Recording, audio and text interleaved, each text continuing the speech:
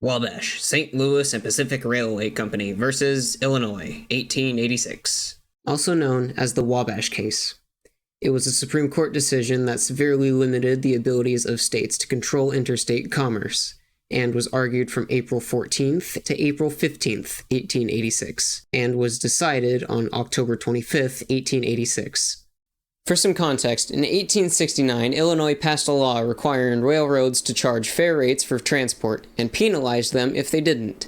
Sounds like a great idea. With the best of intentions, what could possibly go wrong?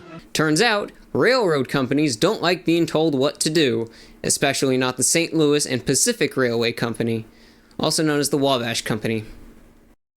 So, what happened in the case?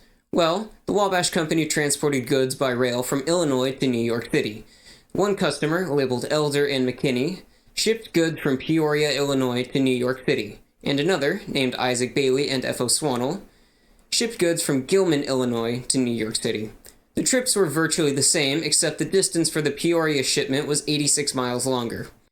However, Wabash charged substantially less for the Peoria shipment, despite it being 86 miles longer. What? This is outrageous. It's unfair. They charged 15 cents per 100 pounds for a total of $39, or about $1,300 in today's money. While the Gilman shipment was charged 25 cents per 100 pounds for a total of $65, or roughly $2,200 today. Now, the central issue is, do states have the authority to regulate interstate commerce? Or is that power exclusive to the federal government, under the Commerce Clause of the U.S. Constitution? Well, this case didn't really directly involve individual rights, but focused on the division of powers between state and federal governments.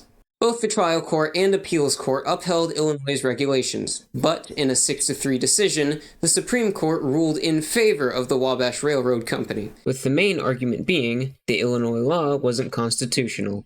The majority opinion, written by Justice Samuel Miller, declared that individual states cannot regulate interstate commerce because it creates inconsistencies and unfair burdens on businesses operating across multiple state lines. This ruling overturned the Illinois law and set a significant precedent.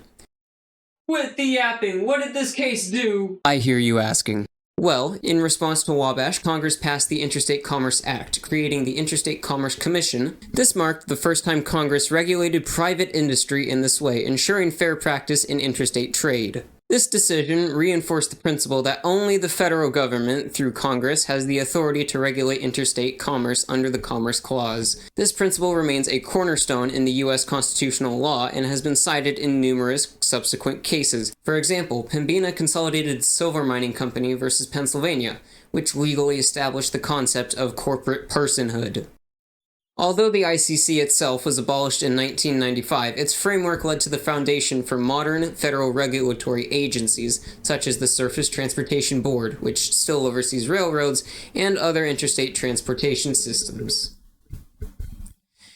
The case established a precedent that shaped federal economic intervention in various industries, ensuring consistent regulation across state lines.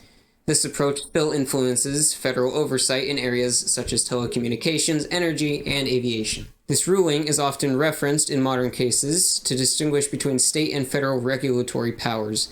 This framework has guided rulings on topics like environmental policies, internet commerce, and labor laws. The decision's core principle that federal authority governs interstate commerce remains intact and forms the bedrock for maintaining a unified national market. In case I don't see ya, good afternoon, good evening, and good night.